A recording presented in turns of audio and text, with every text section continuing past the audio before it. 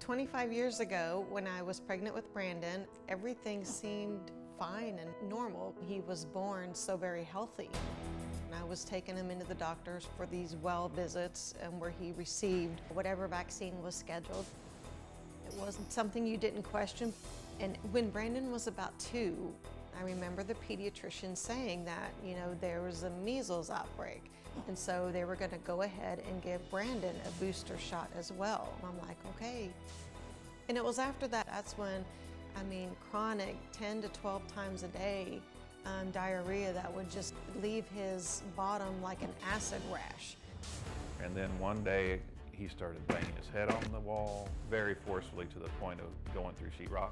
He was afraid of light and sound. He wouldn't get in the car anymore.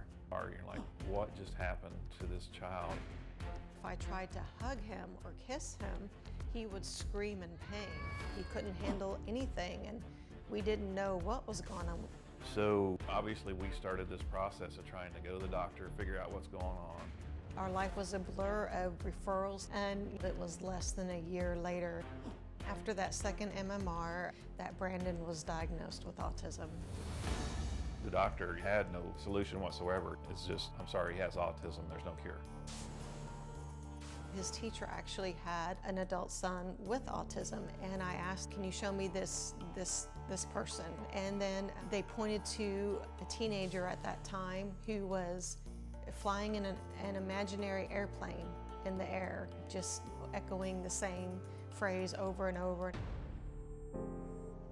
I remember going to the parking lot in my car, and I just cried. And that's when the word autism, became real. It's like, that's when it was like, oh, this is what that is. And it's like, no, God. I remember sitting there in tears, holding my breath for as long as I could.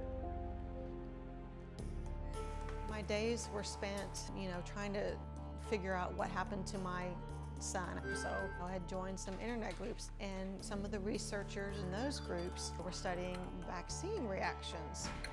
I didn't know there was a list of adverse events to a vaccine. And so I got Brandon's medical records from his pediatrician, and I put them side by side with his immunization records. I could see that, he came in for this vaccine, and then I was back at the doctor a week to 14 days later for some issue like, thrush, eczema. The skin-burning diarrhea started, and his language stopped. It was like a ton of bricks hit me. What caused his injury was repeated vaccination.